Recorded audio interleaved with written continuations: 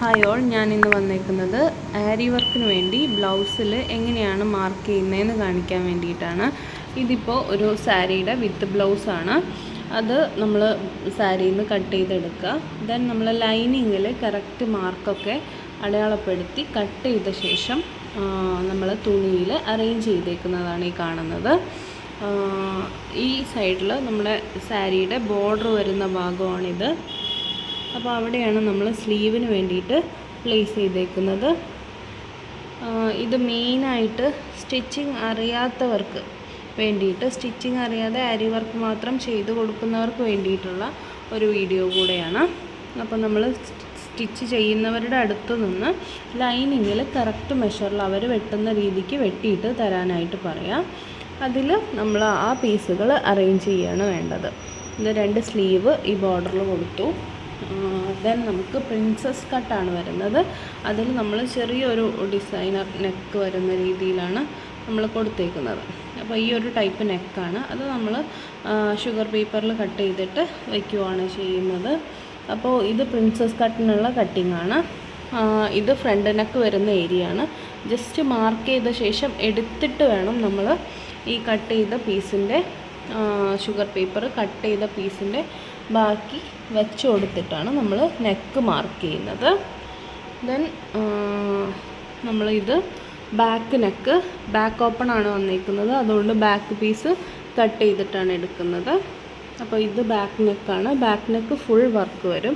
ഫ്രണ്ടിൽ നമ്മൾ ഇവിടെ ഹാഫ് പോർഷൻ മാത്രമേ നമ്മൾ വർക്ക് ചെയ്യത്തുള്ളൂ. ഫുൾ നമ്മൾ മാർക്കിംഗ് പെൻസിൽ വെച്ചിട്ട് മാർക്ക് ചെയ്ത ശേഷം ഈ പീസുകളൊക്കെ എടുത്തു കൊടുക്കുക. ഇവിടെയൊക്കെ നമ്മൾ റിമൂവ് ആവാത്ത രീതിയിലുള്ള പെൻസിൽ വെച്ചിട്ട് മാർക്ക് ചെയ്തെടുക്കുക. അതിൻ്റെ ശേഷം ഈ സാധനങ്ങളൊക്കെ എടുക്കുക, പീസുകളൊക്കെ എടുക്കുക. ദെൻ നമ്മൾ ഇവിടെ നെക്ക് ഇങ്ങനെ വെച്ച് കൊടുത്തിട്ട് അതിലൂടെ മാർക്ക് ചെയ്യുക. ദെൻ ഈ പീസുകളൊക്കെ എടുത്ത ശേഷം നമ്മളിതിൽ നമുക്ക് വർക്ക് വരുന്ന ഭാഗങ്ങൾ എന്ന് പറയുന്നത് ഒന്ന് സ്ലീവ്, പിന്നെ നെക്കുമാണ് വരുന്നത്. 2 സ്ലീവുകളും ഫ്രണ്ടിലെ ഹാഫ് നെക്കും ബാക്കിലെ ഫുൾ നെക്കുമാണ് നമുക്ക് വർക്ക് വരുന്നത്. ഇത് സിമ്പിൾ വർക്കിന് വേണ്ടിയിട്ടുള്ളതാണ്. നിങ്ങൾക്ക് ഇതിൽ കാണാൻ പറ്റും ചെറിയ അടയാളങ്ങൾ. നമുക്ക് സ്ലീവിൽ ഇത്രയും ഏരിയയിൽ നമുക്ക് വർക്ക് ചെയ്യാൻ പറ്റും. ഇവിടെ വേണമെങ്കിലും വർക്ക് ചെയ്യാം. പക്ഷേ സ്ലീവിൻ്റെ വണ്ണം എത്രയാണെന്നുള്ളത് നമ്മൾ നോക്കിയിട്ട് അടയാളപ്പെടുത്തണം. ഒരു 6 ഇഞ്ചൊക്കെയാണ് വരുന്നത്. അപ്പോൾ അവിടെ അടയാളപ്പെടുത്തിയിട്ട് ആ ഒരു ഏരിയയിൽ മാത്രമാണ് നമ്മൾ വർക്ക് ചെയ്യേണ്ടത്. തുന്നൽ തുമ്പ് ഒരു 1.5 ഇഞ്ചോളം നമ്മൾ എക്സസ് ഇടും. അപ്പോൾ അത് ഒഴിവാക്കിയിട്ട് ബാക്കിയുള്ള ഭാഗത്ത് വേണം നമ്മൾ വർക്ക് ചെയ്യാനായിട്ട്. അതുപോലെ ഇവിടേക്ക് ഒരു 1/2 ഇഞ്ചോളം തുന്നൽ തുമ്പ് വരും. അത് നോക്കണം സ്ലീവ് ചെയ്യുമ്പോൾ.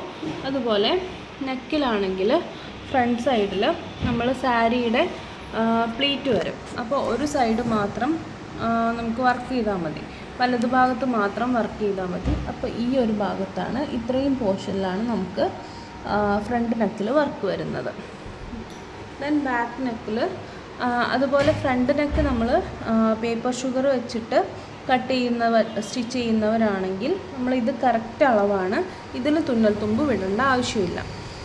അതുപോലെ നമ്മൾ ബാക്ക് നെക്കിൽ തുന്നൽ തുമ്പ് അടയാളപ്പെടുത്തിയിട്ടുണ്ടാകും. അപ്പോൾ തുന്നൽ തുമ്പിനുള്ള 1/4 ഇഞ്ച് ഉള്ളോട്ട് മാർക്ക് ചെയ്തിട്ട് വേണം നമ്മൾ ബാക്ക് നെക്കിൽ വർക്ക് ചെയ്യാനായിട്ട്.